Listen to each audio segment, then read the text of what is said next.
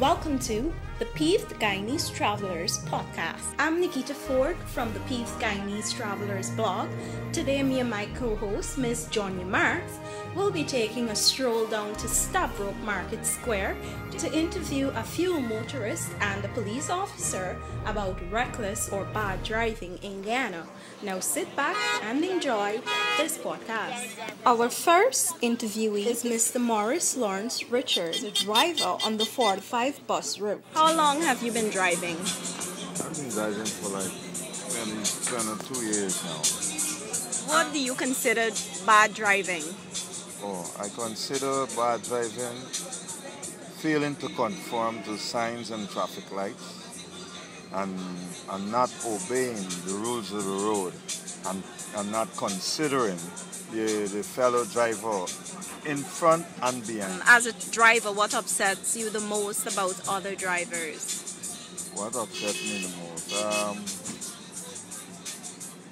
What upsets me the most is when drivers seem not to have respect even for the law or you as the individual, as the companion driver. That upsets me. Do you find yourself doing the same things to other people sometimes? Yes, I do.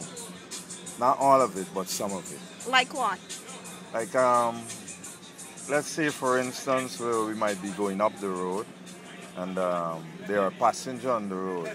Just not to allow the vehicle, the next bus behind me to pass, I would stop in the middle of the road. Mm-hmm. Whereby, even if I pull over, they would not be able to pass sometimes. Sometimes they could, but sometimes they cannot be able to pass. So, no point to me pulling over if they can't pass. So I would stop in the middle of the road and collect the passenger. That's on Water Street though, not any street. That's on Water Street. Why Water Street in particular? Because Water Street, it doesn't really have a two-way traffic on one lane. It doesn't really have a two-way traffic. Or let's say a two-way lane on that side of the road. Right? It's having two opposite lanes, one coming, one going. And most of the time, the one going must be blocked. Even the one coming must be blocked by other people parking. Scarcely you might find a little open spot where you would have to where you can get to pull over that the next vehicle behind you can pass. But most of the time they just can't pass. So you might as well stop where you stop and pick up the passenger and keep going. Okay. What time of the day do you consider reckless driving most prevalent? What time of the day? The time doesn't really specify. Car drivers do choose any time to drive reckless at some times. But I would say, like for buses, like in the peak hours, you find like drivers drive reckless pertaining to other drivers during the peak hours. And the peak hours like in the morning, 8:30, going to 9, in the evening like 3 o'clock, going down to 4:30. You find drivers, being more aggressive than in driving recklessly. What gender do you consider bad drivers and why? You're speaking about sex or? Sex, gender. Oh, okay. There's sometimes females could be the leading part of it, but most of the time is male though. Yeah. Most of the time male, but sometimes you do meet with some females that will driving recklessly. And sometimes try to cover themselves, but they don't realize that they're doing something bad. What do you think can be done to improve the driving in the city? Well, what can be done is the police need to do more police work. More. They need to do more police work in stuff like being on the road in area where they know there are traffic lights, there are minibuses and cars, would be busy in those areas. If the police present, it would help the drivers to be in order. But absence of police cause the disorderliness. Okay, thank you, sir. A reluctant taxi driver by the name of Jermaine also gave us his views on reckless driving. How long have you been driving? 6 years. 6 years. What do you consider bad driving? Well, everybody's got bad driving in their own way, because a man driving wild might see bad, but you know what you're doing. You're not driving wild, you know what you're doing on the road. As a driver, what upsets you the most about other drivers? When you let some people doing stimulus on the road. What's Blocking up the traffic. What gender do you consider the worst drivers? Tell you the truth. Anybody could be a good driver. It could be car driver, bus driver, anybody. It doesn't matter. I think I know special kind of drive that way. What do you think can be done to improve driving in the city? More roads. More roads. Wider roads, no? Yeah, wider. Now let us join Johnny Marks, who will be interviewing Mr. Gavin Williams, a trader on the Stabroek Market Square. What do you consider bad driving? Speeding.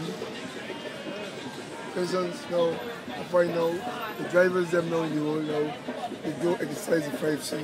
They just driving reckless and, and passengers now, some of them just, instead of telling them to slow down the pace so they're driving more speed, they would just allow them to do what they feel like doing. And when something that happens, then everybody tries to say this and say that. But I feel that especially the traffic department should put more sticker penalty on these kind of drivers who drive reckless and cause accidents by dangerous driving. We then headed over to the mobile police outpost in the Stabroek Market Square and interviewed Constable Allen. Well, firstly, for you to institute a charge of dangerous driving against a person, the driver must be reckless. In it, there must be some sort of swerving, speed, and those are the things that constitute reckless or dangerous driving. It must be some form of swerving on the road, or let me answer a question direct. No, let me shoot you around. So you're looking for reckless, right? Yeah. Careless. This is careless, right? Bad driving in general. Any degree of negligence may amount to careless driving. Dangerous driving section 36(1) and careless driving section 37(1) of the Motor Vehicle and Road Traffic Act chapter 5102:22 points to prove careless driving. Driving without due care and attention. Any type of driving without due care and attention constitutes careless driving. Driving without reasonable consideration for other persons using the said road. Right?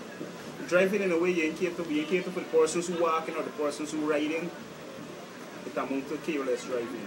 What time of the day would you see bad driving most likely to occur? What time of the day? Afternoon. Most times in the afternoon. In the morning hours from 7 to 9:30, 10. And then like from 3:30 to about 5:30, 6. Why? Why those hours? That's the busy hour. And most, especially minibus drivers, that's the time they get rush hour then, right? They get extra passenger and they try to make extra trips. And in order to make extra trips, they gotta use extra speed.